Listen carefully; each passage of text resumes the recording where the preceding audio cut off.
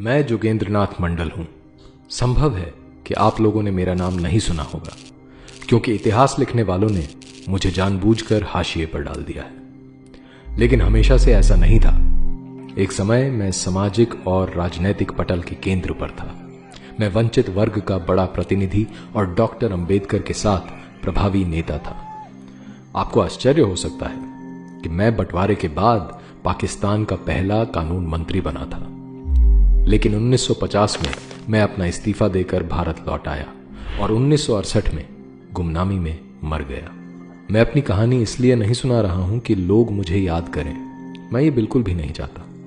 सच तो यह है कि मैं अपने जीवन को भुला देना चाहता हूं। मैं ये कहानी इसलिए सुना रहा हूं क्योंकि इतिहास अपने को दोहराने की फिराक में है। एक ऐसा भयावह और काला इतिहास जिसने भारत को नोच खाया। मैं उस इतिहास का एक महत्वपूर्ण हिस्सा हूं। मैं इस कहानी की शुरुआत 1940 से करता हूं, जब मुस्लिम लीग ने भारत को तोड़कर मुसलमानों के लिए पाकिस्तान की रेजोल्यूशन पास की। उस समय मुसलमानों के एक बड़े वर्ग को छोड़कर किसी ने इसे गंभीरता से नहीं लिया, लेकिन 2-3 साल में ही स्थिति बदल गई और पाकिस्तान की बात हर जगह होने लगी। पाकिस्तान बनाने के लिए जरूरी सारे मोहरे आजमाए जा रहे थे। उसी समय हिंदू शेड्यूल कास्ट राजनीति भी उफान पर थी। 1942 में डॉक्टर अंबेडकर ने शेड्यूल्ड कास्ट्स फेडरेशन बनाई। मैं फेडरेशन के सबसे प्रभावी नेताओं में से था। जहां डॉक्टर अंबेडकर हिंदुओं और मुसलमानों को अलग अलग जीवन धाराएं मानते थे और कहते थे कि इस्लाम की नजर से एक सच्चा मुसलमान कभी भी भारत को अपनी मातृभूमि और किसी हिंदू को अपना भाई बंधु नहीं मान सकता, मेरा दृष्टिकोण कुछ अलग था। मैं समाज को केवल राजनीतिक और आर्थिक आधार पर देखता था।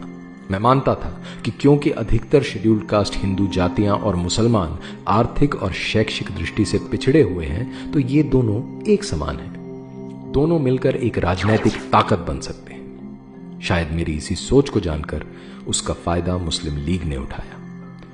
1943 में मुस्लिम लीग ने मेरी ओर हाथ बढ़ाया और मैंने अपने सारे एमएलएज के साथ लीग का समर्थन कर दिया। मुस्लिम लीग के नेता मुझे आश्वस्त करते रहे कि पाकिस्तान में शेड्यूल्ड कास्ट हिंदुओं को सामान्य से भी ज्यादा अधिकार होंगे। तथापि मैं समझता था कि पाकिस्तान की मांग केवल सौदेबाजी के लिए है। मुसलमान देश को तोड़ने के लिए कभी तैयार नहीं होंगे। इसी सब घटना चक्र में 16 अगस्त 1946 का काला दिन आ पहुंचा, जब मुस्लिम लीग ने कलकत्ता में डायरेक्ट एक्शन किया। हिंदुओं का भयानक नरसंहार हुआ। गुस्साए हिंदुओं ने मुझे मुस्लिम लीग से अलग होने को बोला, लेकिन मैंने न केवल समर्थन जारी रखा, मैंने शेड्यूल्ड कास्ट हिंदुओं को दंगों से अलग रहने को बोला। इससे हिंदुओं का नरसंहार आसान हो गया। अक्टूबर में नोवाखाली में डायरेक्ट एक्शन हुआ। मेरी खुद की जाति सहित शेड्यूल्ड कास्ट के हजारों हिंदू मारे गए। हिंदुओं का धर्म परिवर्तन और हिंदू महिलाओं के बलात्कार हुए।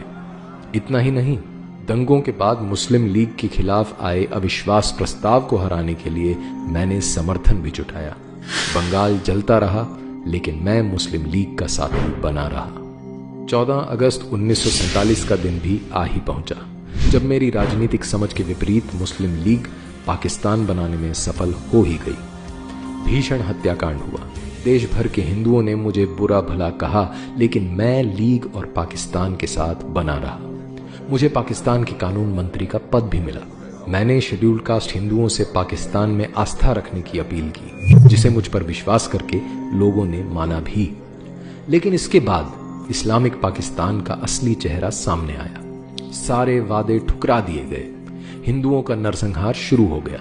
हिंदू महिलाओं के बलात्कार, घर जायदाद लूटना, जबरन मुसलमान बनाना आम बात हो गई। मैं हिंदुओं पर हो रहे अत्याचारों की बात उठाने लगा तो मुस्लिम नेता और उलेमा मुझे अपने रास्ते का कांटा समझने लगे। फिर भी मैं पाकिस्तान सरकार को बचाने के लिए झूठे और आधे सच वाले बयान देता रहा। चारों ओर हिंदू मारे जा रहे थे। हिंदू औरतों को पाकिस्तानी फौज और पुलिस रात में अपनी हवस का शिकार बनाती। सबसे बुरा हाल मेरी अपनी जाति का हो रहा था, क्योंकि उन्होंने मुझ पर विश्वास करके आत्मरक्षा का कोई उपाय नहीं किया था। मैं जब गांव के दौरों पर निकलता तो हिंदुओं के कंकालों को कुत्ते और गिद्ध नोचते नजर आते। सिर्फ 10 फरवरी 1950 को ही ढाका में 10,000 हिंदू इसलिए मार दिए गए क्योंकि असेंबली में कुछ हिंदू विधायकों ने वॉकआउट किया। वो सब मेरे सामने ही हुआ।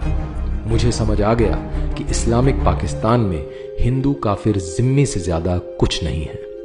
काश मुझे ये बात तब समझ आ जाती जब डॉक्टर अंबेडकर ने एकदम खुलकर और साफ शब्दों में कही थी।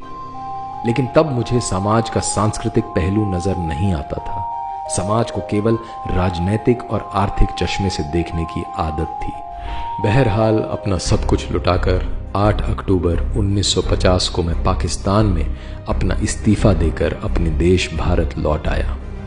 लेकिन छोड़ आया उन हिंदुओं को मरने और बदतर जीवन जीने के लिए जो मेरे मिथ्या स्वप्न की भेंट चढ़ गए।